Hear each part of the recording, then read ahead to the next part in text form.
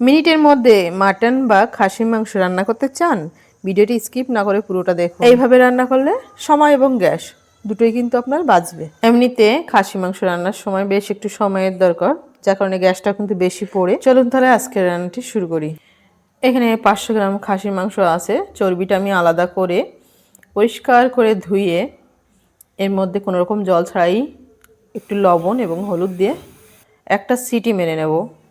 তারপরে 3টে আলু ধুয়ে মাঝখান দিয়ে ফালি করে এই প্রেশার কুকারের মধ্যে দিয়ে আরও একটা সিটি মেরে নেব। প্রেশার কুকার যখন একটা সিটি মারবে তখন এই অবস্থায় গ্যাসের ফ্লেম অফ করে দিয়ে আমি কুকারের মুখটা খোলা অপেক্ষা করব। এদিকে একটা কড়াইতে আমি পরিমাণ মতো সর্ষের তেল দিয়ে 3 থেকে 4 চা চামচের মতন লবণ দিয়ে দিলাম তেলের মধ্যে।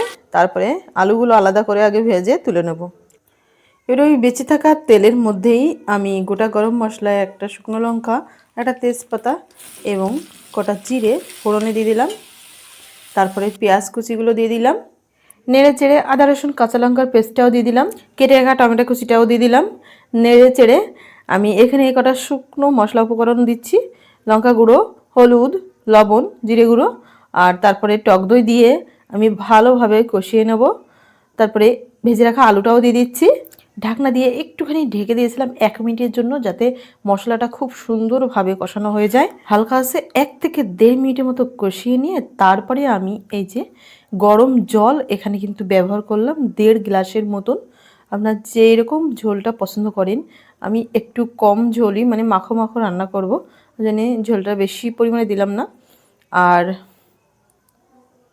এরপরে ওই যে চর্বিগুলো আলাদা করে রেখেছিলাম, সেই চর্বিগুলো ঝোলটা যখন ফুটে আসবে তারপরেই কিন্তু চর্বিগুলো দিয়ে দিতে হবে। নেড়ে ছেড়ে 5 মিনিটের মতো আমি রান্না করে নেব। টোটাল আমার রান্না করতে কিন্তু লাগছে 10 মিনিটের মতো। মোটামুটি টোটাল 10 মিনিটের মধ্যেই কিন্তু রান্নাটা কমপ্লিট হয়ে যাবে।